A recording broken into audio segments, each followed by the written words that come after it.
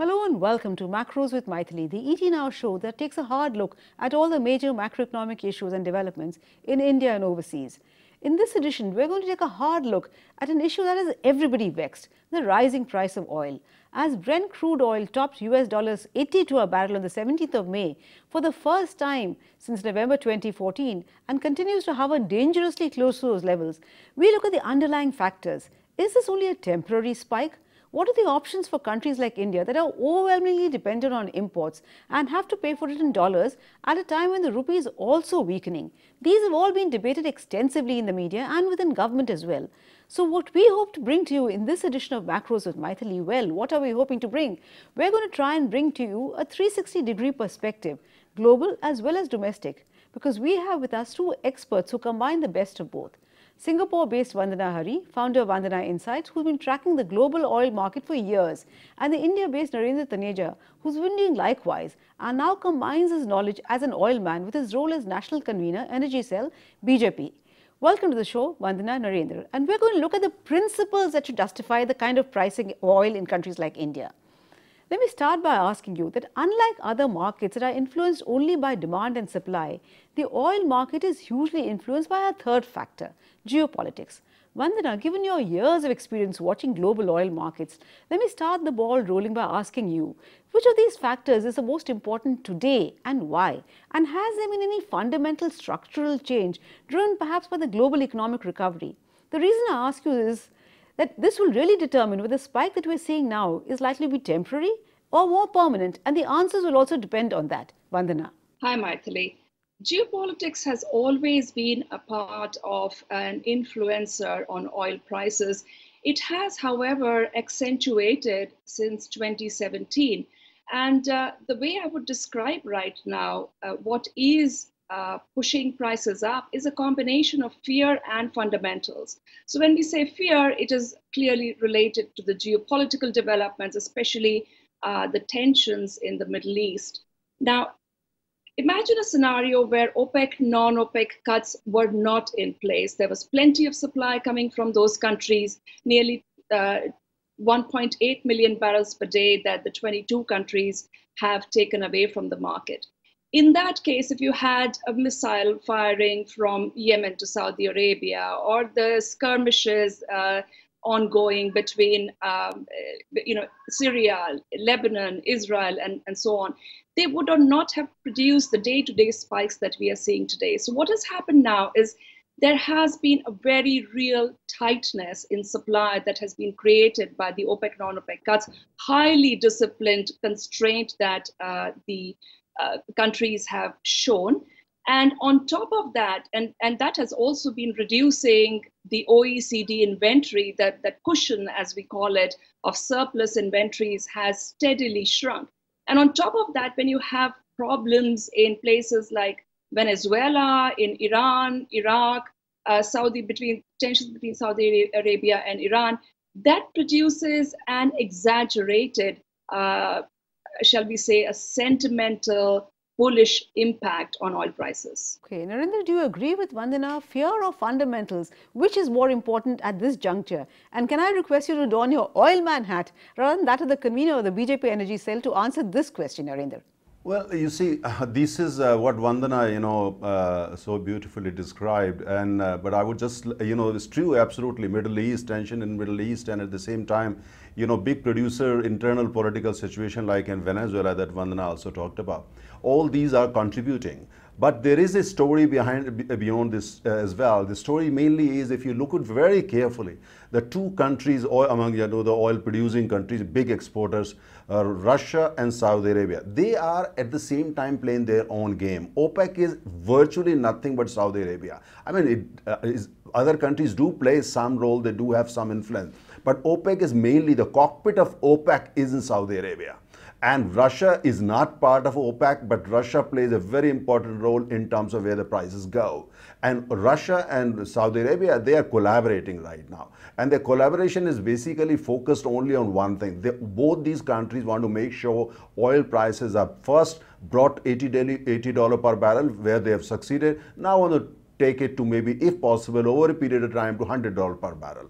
And if these two big countries, both are very smart countries with tremendous influence and great knowledge in terms of how to navigate, how to manage geopolitical tension, if wherever necessary, even create one if there is none. So these two countries with very smart, machinery at their disposal, they are kind of joined forces. And then some other countries such as Iraq, they may not have that kind of clouds, but they have also joined in because they're the beneficiary. And other smaller countries, including UAE, also have joined hands. So that's why if you see carefully, President of America, Donald Trump, is leaning on Saudi Arabia and saying, hey, guys, you want to do something.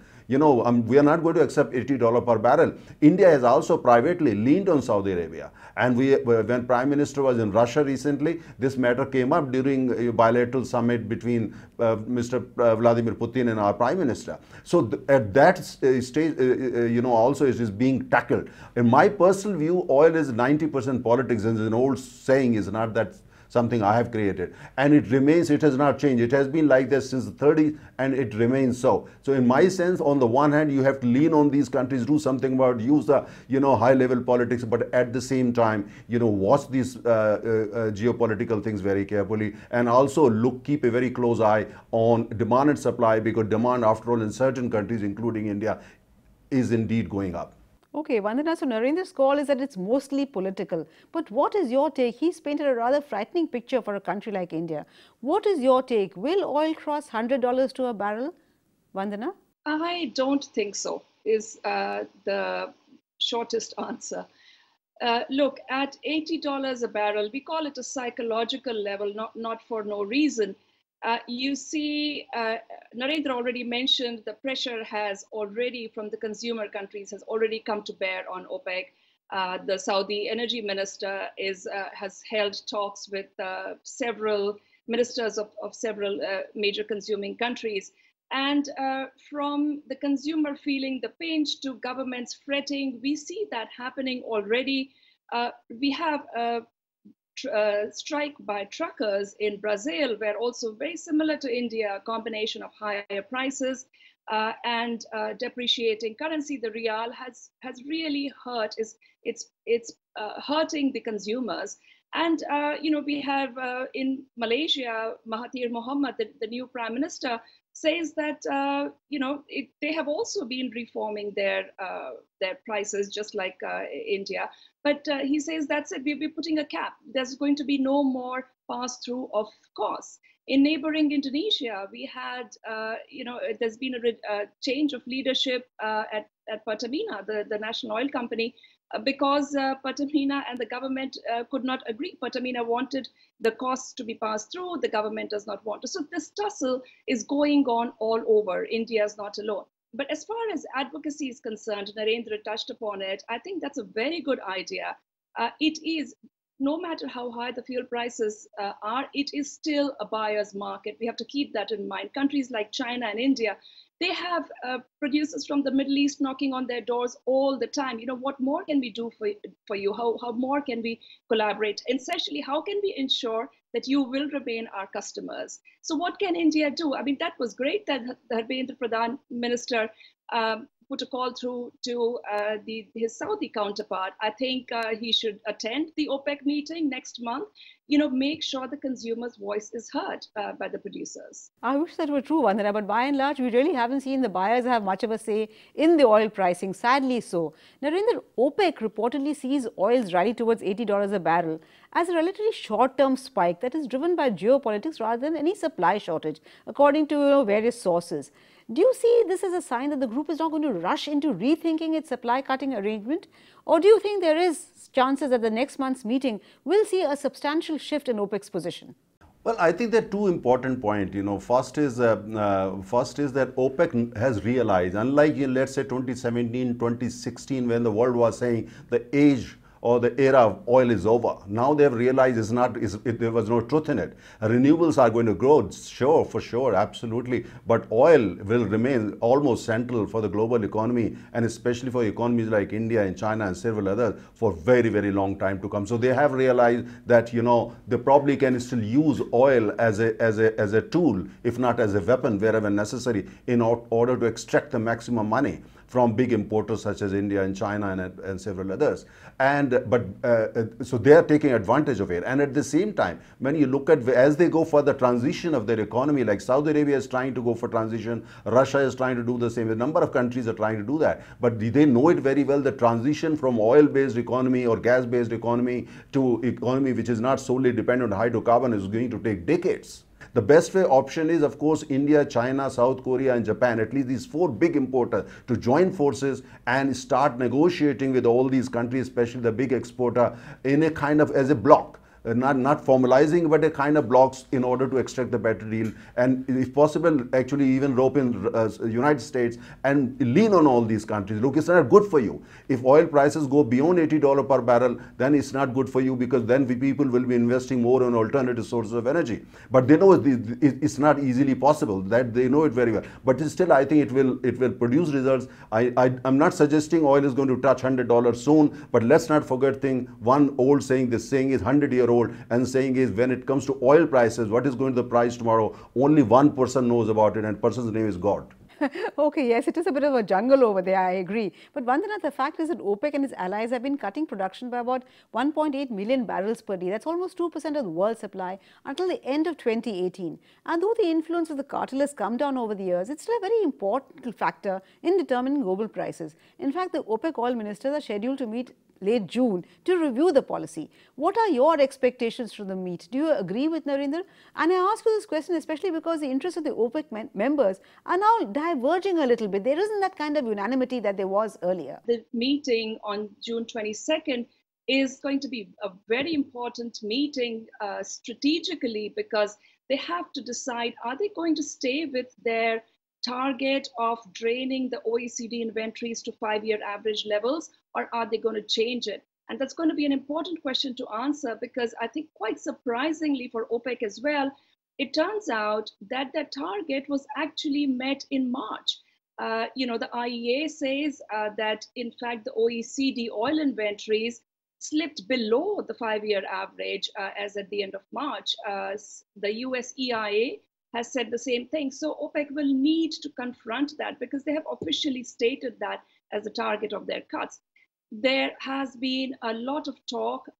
OPEC has hinted that they want to change that target to a 7-year average. So their argument is that if they take the 5-year average, that includes the years of 2015 and 16, which saw a lot of increase in oil inventory. So perhaps the 5-year target is not that good, and they should go for a 7-year target, which will mean that they'll have to continue eroding the OECD inventory. So that will be a big question to answer. Until oil hit $80 a barrel, and we saw this nervousness amongst consumers, my expectation was that the Saudis will especially drive this change from a 5-year to 7-year average, say, let's maintain the cuts until the end of December, and everything is good, especially they have their eye on the Aramco IPO. However, I think things have changed quite a bit with that $80 psychological mark. And I have a feeling that OPEC will need to do something. Probably it'll be a combination of verbal, jaw-boning, verbal reassurances, and easing supply a little bit. I think the easiest route for them would be to say that countries which have been voluntarily producing even less than their ceiling, and Saudi Arabia is prominent amongst those, producing nearly 100,000 barrels per day, less than what it committed to.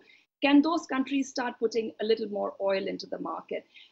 However, my feeling is that as the months go on, possibly Iranian barrels start getting removed from the market as a result of US sanctions, that will not be enough. I think the key for OPEC will be to continue making small corrections along the way. I think that time where they can sit back, make strategy decisions on a 6-month basis are gone. I think they'll probably need to agree to keep a very close eye on markets, meet again, and put more supplies back into the market again, if need be, as many times as needed before the next 6-monthly meeting. Well, now that we've put the global picture in perspective, it's time for us to slip into a very short break. But please do stay with us. We'll be back very soon.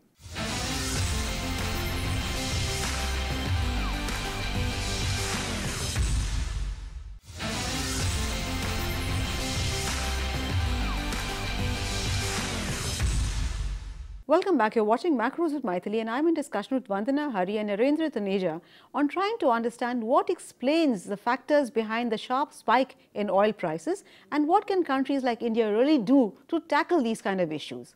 Narendra, now I'm going to ask you to don your political hat. Barring the periods before the Gujarat and the Karnataka elections, the government has shown considerable political courage by passing on the hike in global oil prices to consumers. But given that India's oil consumption has risen for 8 straight months and the price of the Indian crude basket also risen quite dramatically, along with the time when the rupee is also depreciating, is it only a matter of time before the government really knuckles under the pressure? And in that case, what do they do? Can they turn the clock back on oil sector deregulation? Despite the fact that the claim that effective June last year, with the introduction of dynamic pricing, government has no role in pricing anymore. Can the government stick to that stand? How difficult will it be, Narendra, with your political hat on? Well, she's turning the clock back on the petroleum sector reforms, would be very, very difficult, simply because, we have gone abroad, taken road shows. We have invited company like Saudi Aramco to come join hands to build a new new refinery. And similarly, in the midstream sector and the downstream sector, upstream sector, we are expecting $30 billion investment, and which is again going to be based on the fact that we are reforming the petroleum sector, and actually we plan to reform it even further. So, and the same goes for a number of companies which have been around in India for a long time, but now they have recommitted in the sense that they are bringing in more money and, and investing more in upstream, downstream, and also in LNG. So I don't think there's an option anymore available. In fact, the only option now is to go for further reforms whenever necessary. Of course, we could have reformed faster the last 4 years, and that's, of course, we can also have a debate on that, but I personally think that we could have reformed even faster and probably more comprehensively. But that said, I think we need to continue to reform even further. There are challenges. The challenges are not so much in terms of sourcing crude, bringing it to India, refining, processing, retailing, and all that. I think that part is pretty okay. I wouldn't say it's world class, and that needs to be reformed, but that's easier said than done, in the sense that, center may agree, state may not agree. I give you one example. Last October, when the center decided to cut excise and requested all the states that they should follow the center, but almost all states, including the BJP states, refused to listen to the center, except Goa. They all said almost no, and they didn't do that. So the similar situation is today, more or less. So I think the only option is to recast and rework the tax architecture. And since GST platform is already available, and the government has already amended the constitution, and actually for all practical purposes, as far as the law is concerned, petroleum products, petrol and diesel, are already under GST. All that GST Council has to do is just to fix the rate. That's all. Why hasn't shale oil played a bigger role in bringing prices down? The hope all along was that shale oil will be the balancing factor, since production can be ramped up quite quickly as compared to the regular conventional oil. Why hasn't that happened, and at what price level will you see a big increase in shale supply? Because that will give a lot of comfort to countries like India if they know that the hard times are only going to be there for a shorter period. Vandana? So our understanding of the shale sector has continued to evolve through the shale boom years as well as to the past couple of years. One of the biggest learnings has been that it is not a very linear relationship that prices go up and shale continues to pump more. I think that relationship, or that assumption, was disproved in 2017 when the world expected that once crude crosses $60 a barrel, you remember back then, even that seemed like a big jump, that shale production will leave. That did not happen. It rose by barely 450,000 barrels per day year on year. Now, given the size of US production, nearly 11 million barrels per day, that was a relatively small jump. In 2018, it is expected to rise much more than it did in 2017. What we need to accept and acknowledge very, very clearly is that shale is not the swing producer. Today, Saudi Arabia is the swing producer. OPEC, by virtue of having curtailed its production, is the swing producer. And why we need to understand that is that it's not up to the shale producers. First of all, they are not an organized lot. They do not make decisions as, okay, we are shale and this is what we are going to produce. Absolutely not. Each company goes by its own economics, its own dynamics. So we have to keep that in mind. The other very important thing is that there was a very distinct shift in the shale philosophy, if you will, towards the end of last year, when the shareholders, and again, keep in mind that it's the shareholders who keep the shale companies in check. When the shareholders complained actually that prices had been rising since the start of 2017, but the dividends were not being reflected in the dividends, it was not being reflected in the share prices of the shale companies, because they were continuing to borrow, they were heavily in debt, continuing to borrow and put more money into drilling. So under the sort of guidance from their shareholders, the shale companies made some very important decisions towards the end of last year, that they are going to, that their new mantra is fiscal discipline. They want to increase the free cash flow. They want to retire debt. They want to return more money to their shareholders, which is exactly what they have been doing. So arguably, again, it's a very theoretical, hypothetical sort of formula you could come up with, that yes, shale ought to have been producing much more at $80 than it did at $40, but we have to keep in mind that they are not exactly following that sort of linear, direct relationship. We also have to keep in mind that in the US now, increasingly, shale is the Permian, but that one region is dominating, and that's where all the investment, all the production growth is happening. And as happens, history is testimony to that.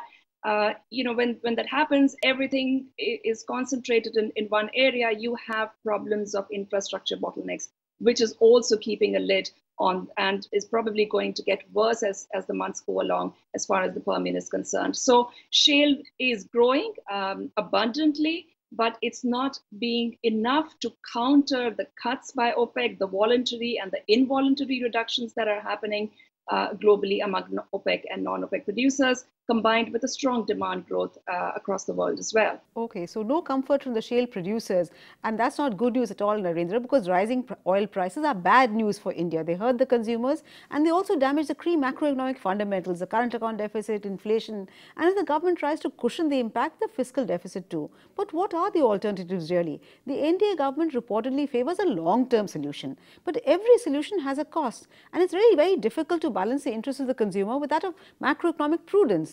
As the convener of the BJP's energy cell, what would you advise the government? Levying GST, as you said, on petroleum might be the best solution, but that, as you know, will not happen overnight, especially now that the states have tasted blood since they've gained so much on the revenue front. So what is your advice both for the short term and for the long term? Long term, it might be GST, but short term, will something have to give, Narendra? Well, very good question. In fact, the government is already working on the energy transition, and we have started, giving a major push. And renewable is, of course, the success of renewables the last 3-4 years is unprecedented, and is a kind of world record, because there are very few countries in the world that have succeeded as much as India has. Oil will remain important, natural gas is going to become even more important, and coal will also remain very important for at least 3, 4, 5 decades.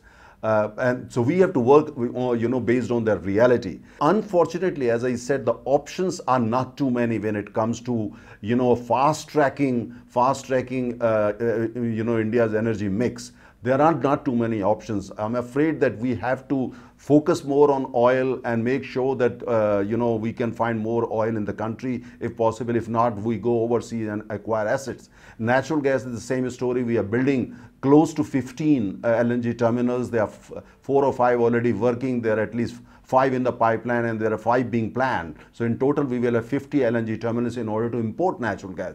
Turkmenistan, Pakistan, Afghanistan, India gas pipeline is progressing well. There are many challenges, but still so far is doing well. So these are the kind of solutions we have to look forward to, and the same goes for coal. We need to modernize the sector, bring in, if wherever possible, other stakeholders and equity holder, and reform and modernize it. But these are the areas we need to, and at the same time, free up, liberalize wherever possible. So these are the areas we need to work on, and at the same time invest as much as possible in the renewables. When it comes to consumption of energy in households, small factories, schools, offices, establishment, I think we should switch to renewables, by 2030, and that's the objective we are working on. And the same goes for motor vehicles. By 2030, at least big cities like Delhi would have mainly electronic vehicles. Challenges are formidable, and we'll have to be patient. We'll have to keep a very close eye on the new realities, the new ground realities, new technologies and other things, and see how it works. Big challenges, but government of today is ready for those challenges. Okay, Narendra, except that all the things that you suggested are very well taken, but except that they're very long term. And I'm not sure that the government in an elected democracy with general elections just about a year away really has the luxury of time. Just as I don't have the luxury of time right now, because I'm afraid I'll have to wrap up this discussion, as that's all the time we have in this edition of Macros with Mythili. We'll have to wait and see what does the government do, because even as we speak, it's grappling with the fallout of the sharp increase in oil prices. In fact, we could well see some measures being announced to reduce the pain from what President Donald Trump described as artificially high oil prices.